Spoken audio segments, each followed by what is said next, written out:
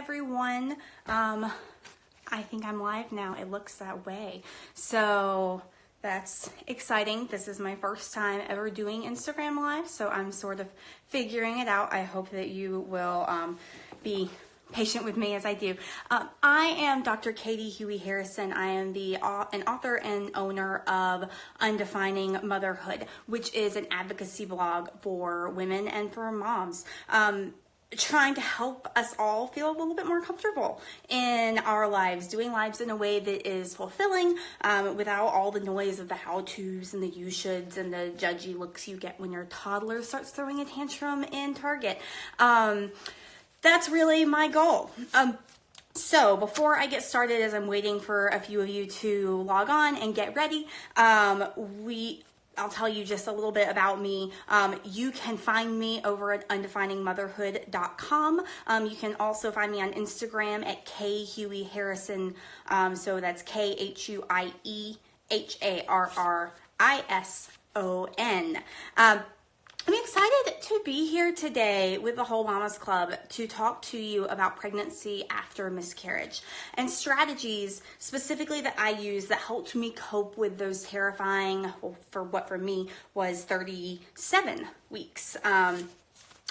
So here's how the next 25 minutes or so is going to work.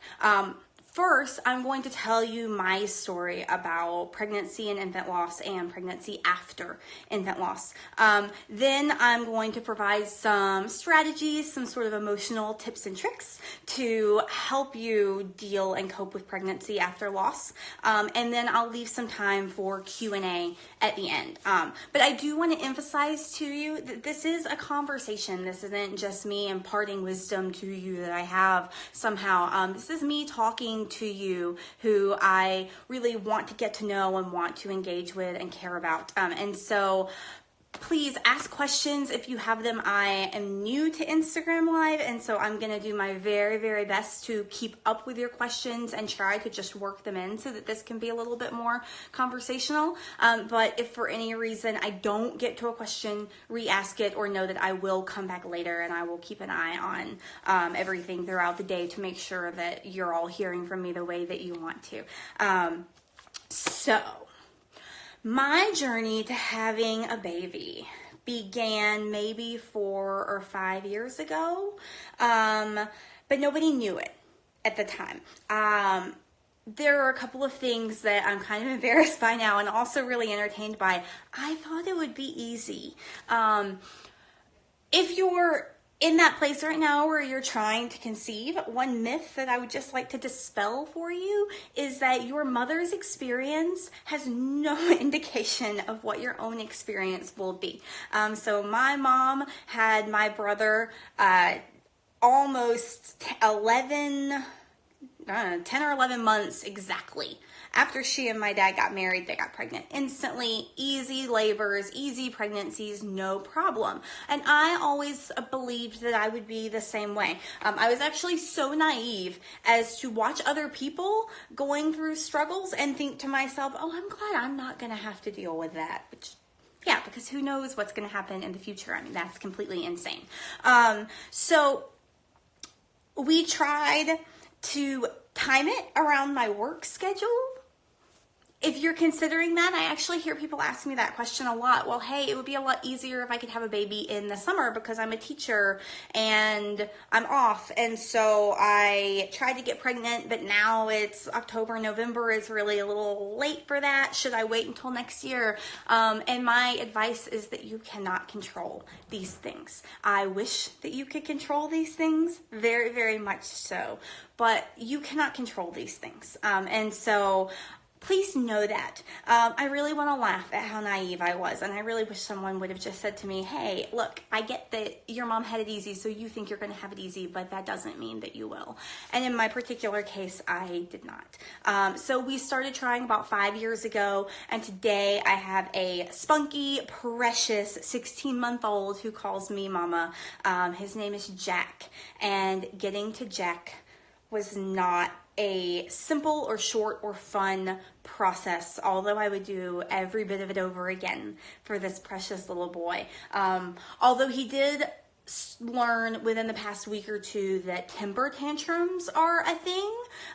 So that's been really fun. If you have advice on temper tantrums beyond just ignore him, which I'm doing, then please send them my way, because that's apparently the phase that we're entering.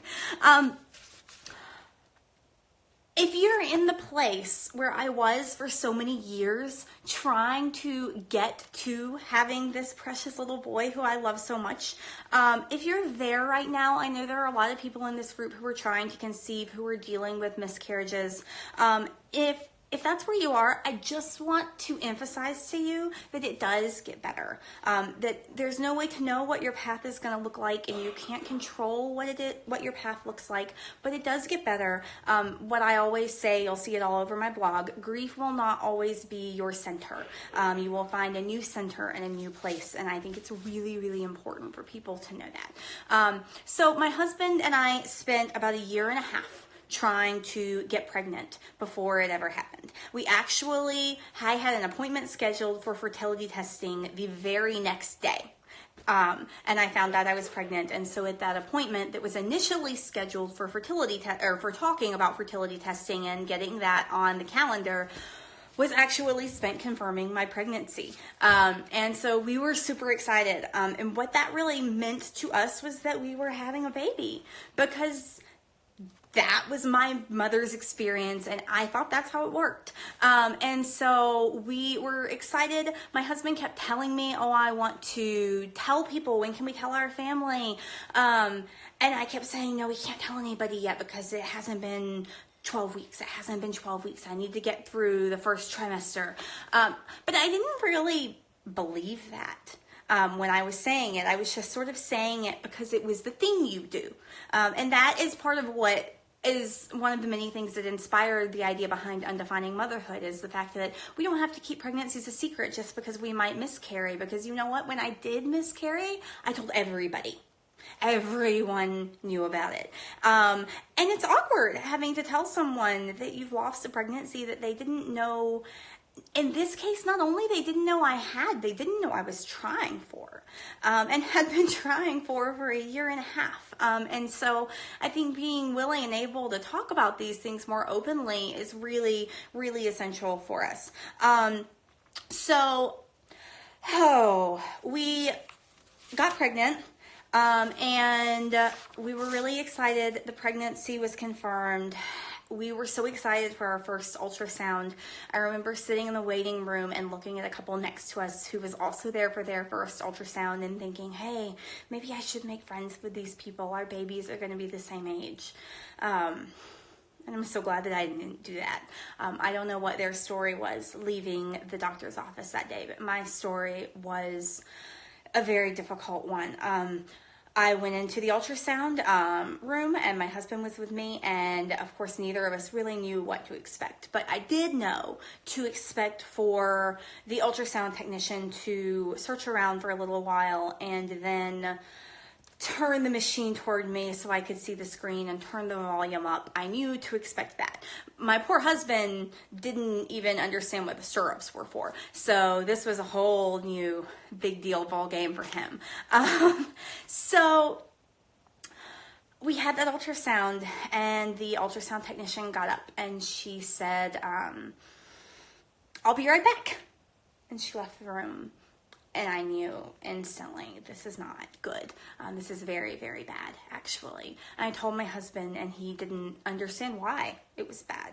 And so I said, she's supposed to do all these things. She's supposed to show us the heartbeat on the screen. She's supposed to turn it up where we can hear it. Something's wrong. And when she came back, she said that my doctor was out that day and the other one was unavailable to talk to me. But that I could be earlier than I thought I was. She wasn't finding anything to speak of. And so I should come back in another week. And I said, well, what's the chance of this being okay? How concerned should I be? And she said, about 50-50. And the frank fact of the matter is that she was lying. And she knew that. My gestational sac at that point in time was measuring 8.5 weeks. So the fact that there was not a baby, 7.5 weeks. So the fact that there was not a baby with a heartbeat in it, was pretty close to proof positive that no, this is not okay. Instead, she told me about 50-50. And I did not know at that point in time that I could ask questions like, what is my sac measuring? Because that would have told me what was happening. After that ultrasound, I went back to work and kind of broke down at work that night. I had a meeting and I started messaging one of my friends who was in the same meeting through iChat and saying, hey, this is what happened today and I just need someone to know. And she said, why are you here?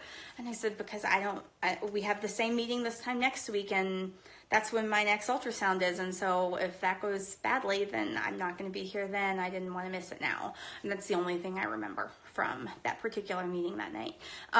Then the next day, I actually had to go to a maternity store and buy maternity clothing because I was so bloated and swollen that knowing I might be losing this baby or that I might have already lost this baby, I still had to go and buy these clothes because my husband's uncle had passed away and we were flying to Ohio and no one in his family knew that this was happening. And so to avoid the you look pregnant, are you pregnant questions that I knew that the bloating would get me, I went to a maternity store while probably miscarrying and bought clothes, and that was awful. When I went back in for my second ultrasound, it was confirmed that I did not have a baby that was growing inside of me any longer, but my gestational sac was continuing to grow. And so it needed to be taken care of somehow. My doctor offered me a number of options. I desperately wanted to wait to miscarry naturally, mostly because I didn't believe that that's what was happening. I just couldn't wrap my mind around it. But she, thankfully, was not on board with that. She said, I understand and I'm happy to let you wait a few days, a week, but it's not good for your mental health for you to sit here knowing what's going on. And then I came home and I had so much morning sickness, afternoon, evening sickness, all the sickness with that pregnancy that I was hovered over a toilet for a baby that I knew wasn't growing. And so I called the doctor the next day and I said, I want a DNC. And a DNC, if you're not familiar, it's a dilation and curettage, and that's a surgery where they actually remove the baby and all of the fetal products from your uterus. And the reason I chose this route was because it just felt the most controlled. I felt like my entire life was out of control and I needed something to be in control. And so that's what I elected to do. Dying to try again and fearing that it would take another year and a half. We waited 1 month, just like the doctor said. I bought a fertility monitor in that time, and suddenly we were getting pregnant at the drop of a hat, but we couldn't carry any of them. So my DNC was in October, and I was pregnant again in January, and again in February, and again in April or May. It was May. None of those pregnancies were successful. I was pregnant 3 times in 5 months. 2 of those losses were natural. I never needed another DNC. The other was ectopic. And so I had to go to the emergency room and get an injection of methotrexate. We were planning to start fertility testing or miscarriage or current miscarriage testing after loss number 2. Most doctors make you wait until 3.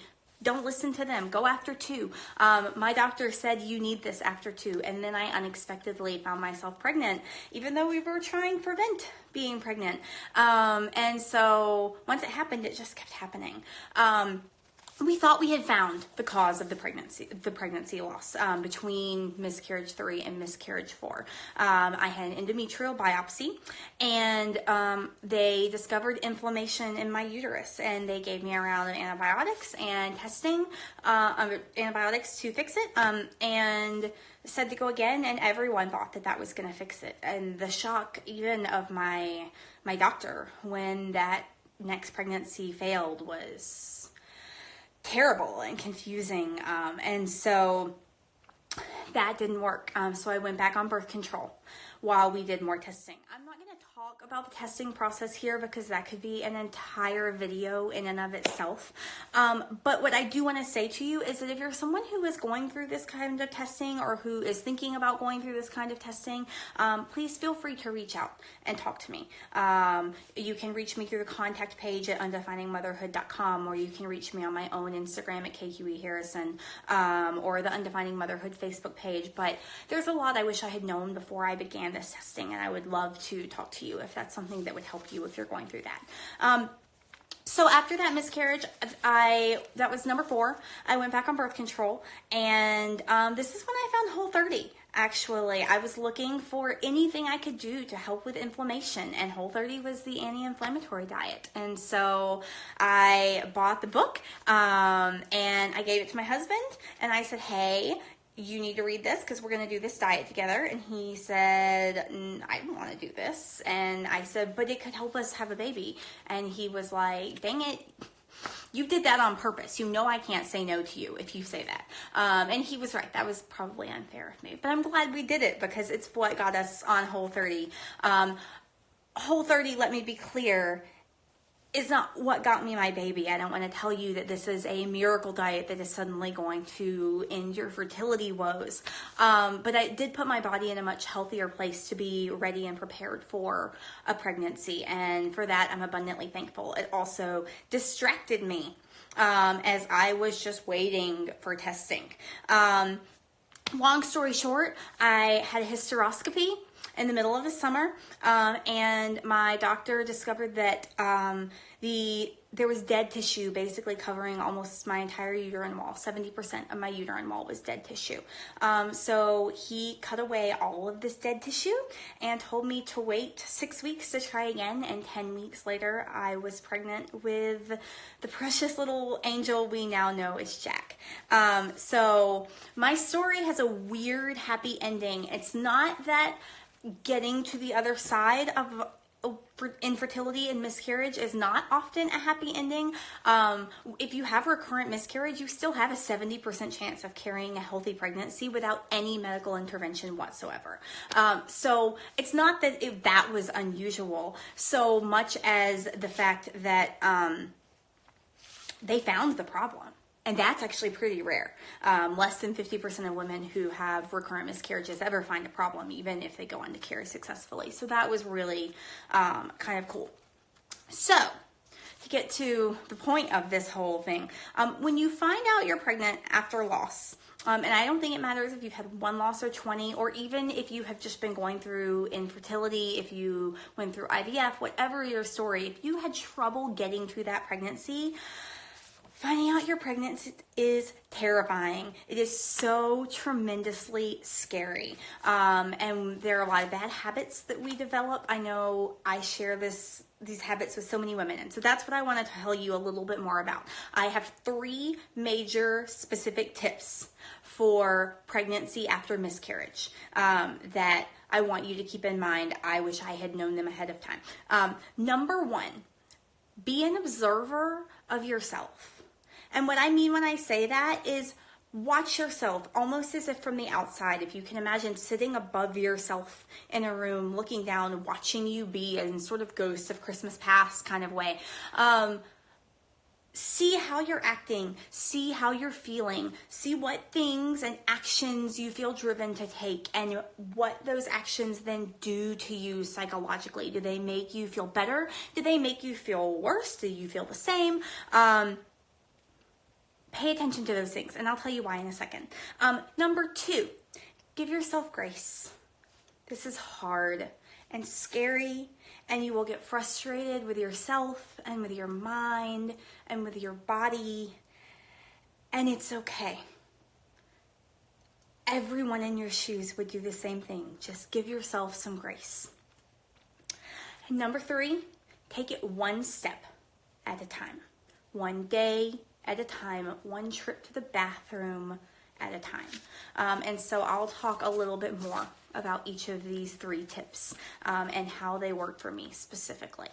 So when I say be an observer of yourself, what I'm referring to is the fact that we need to be conscious of how we're responding to our emotions, because this is an extremely emotional time. I'm not just talking about the hormones, I'm talking about the fear and the anxiety that goes along with being pregnant after so much struggle, after having really been trained mentally to believe that the other shoe is going to drop, that something's going to go wrong. You're having to rewrite this narrative for yourself, and that is really, really hard. One thing that's really common for women who are pregnant after miscarriage or recurrent miscarriage is that they take multiple pregnancy tests. I should have brought mine with me to show you. I have the graduation of the lines getting darker and darker because you just need constant reassurance that things seem to be moving in the right direction. A lot of women also use a fetal Doppler. I did both of these things. What I can tell you is that these things can be incredibly helpful or they can be incredibly hurtful. And for me and my type of anxiety, they were really hurtful unless I found ways to use them productively. And so, you know, obviously the graduating pregnancy testing ends relatively early because once you're having ultrasounds, that doesn't do you any good, or once pregnancy tests get as dark as they can. But something like a fetal Doppler, what I ended up doing is telling myself I'm going to use this every Monday morning. Once I hit about 11 weeks and I was confident that I would find the heartbeat, I was too scared to use it before then because if I didn't hear a heartbeat, I was going to freak out, and that might be because I was too early to be using a fetal Doppler. So I said I was going to use it every Monday morning and start my week off knowing everything was okay, and none other than that. Because if I allowed myself to do it every time that I felt scared, it creates a feedback loop in your brain, which ultimately, while it is making you feel better in that moment, it's actually producing more anxiety that you're going to go through long term. You're going to feel the need to use the Doppler more. You're going to feel the need to seek that reassurance more. This isn't necessarily how everyone's brains cope, but this was true with me and the anxiety that I was dealing with. And so being observant of yourself will let you know if this is true for you as well. And if this is something that you need to be paying attention to. Give yourself grace when things go wrong. You don't want to give in to actions that you've learned or discovered are emotionally harmful for you, but you know what? Sometimes I was just so panicked that it was worth pulling out the fetal Doppler to know that, hey, yeah, everything really is okay, and you can let that panic die down. If I gave into it every single time, it would have made my anxiety worse. It would have exacerbated it. But sometimes you've got to do what you've got to do. Don't make yourself be an anxious mess if you don't have to be. You know it's going to be hard, so give yourself grace. No, please no. You're doing your best. You are enough, and you will not hurt your baby. So care for yourself. Feed yourself healthy foods. Exercise, do all the good things. But you know what? Even if you don't do those things, even if you eat McDonald's every day or you're too sick to eat anything at all, I don't recommend it. But give yourself grace, because you're not going to hurt your child by doing those things. You're going to help them, yes, by giving them great nutrition. But when you slip up and you eat a bunch of ice cream, forgive yourself. You don't have the mental or the emotional energy at this point in time to deal with that, to deal with the fear. And then finally, take everything one step at a time. What I recommend is that you come up with some sort of analogy that works for you and that allows for the people in your life to understand how to talk to you. My particular analogy, so my apologies if you're not sports fans who are able to follow this, but mine was football. Everyone wanted to believe that this pregnancy was going to be different, and I could not believe that. I needed the walls up emotionally. And so what I told people was, you know, we're not in the end zone until we have a living, breathing baby on my chest. We haven't gotten that touchdown. Everything's just a play. The first HCG reading, which says my hormones are increasing, great. That's a really good play. We pushed for a couple of yards there. The first ultrasound where they say, hey, we see what we think is a fetal pole. Great play. We picked up a couple more yards. When we finally see a heartbeat, that's a big deal. That's a first down. but we're not in the end zone yet. And it doesn't mean that everything's okay. And so we actually got to a point where people would ask me, hey, what kind of play was this?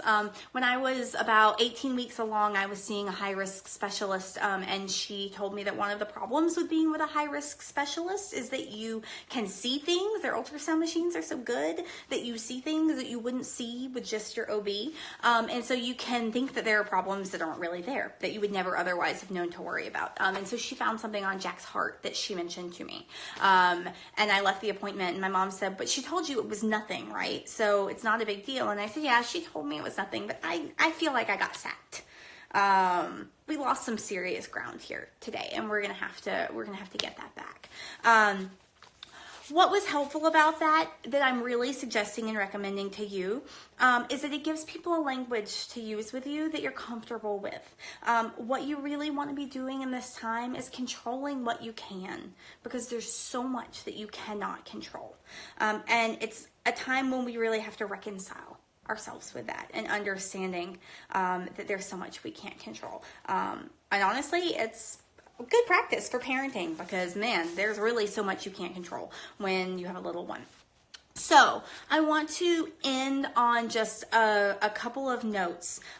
Maybe I'll reiterate my 3 major tips. First of all, 1, be an observer of yourself. 2, give yourself grace. And 3, take it one step at a time. What you're doing is hard, and you are brave, whether you feel brave or not. You are strong, whether you feel strong or not. No one who is strong really wants to be strong. They're strong because they have to be. And you are all of those things.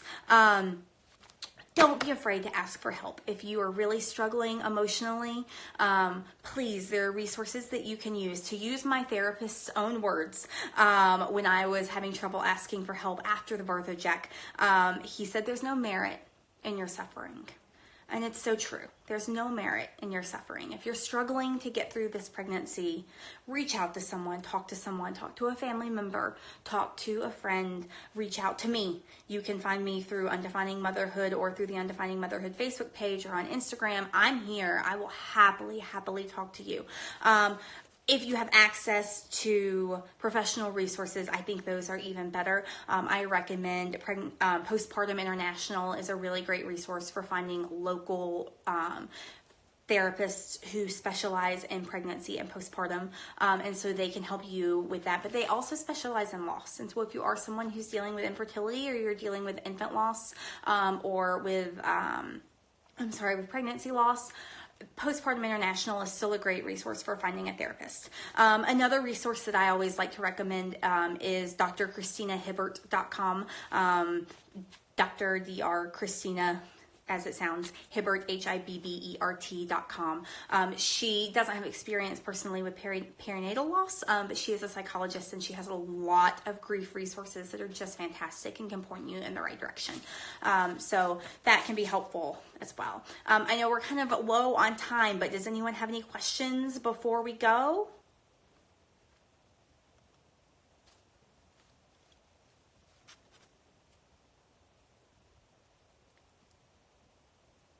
All right, I can only sit in silence for so long, so I'm going to wrap up. But if you do have a question, post it, and I will get to it. Oh, thank you, Steph. I'm so happy to be here, and I appreciate you giving me the opportunity to do this. So thank you, everyone, for joining. Thank you for being part of this conversation with me today. It's a really important topic. I'm so happy to be part of this club and this group. It's a wonderful resource. I will be on Home Mamas Club Instagram all day long today, so you can DM their Instagram page if you want to talk to me, if you want to ask me questions, if you want to tell me your story, anything that would be helpful for you. I am here. You can also reach me on my own Instagram at KHUIEHARRISON or at undefiningmotherhood.com. Thank you for being a great audience. You've been wonderful. I appreciate it. I hope that you all have a wonderful day, very full of giving yourself grace.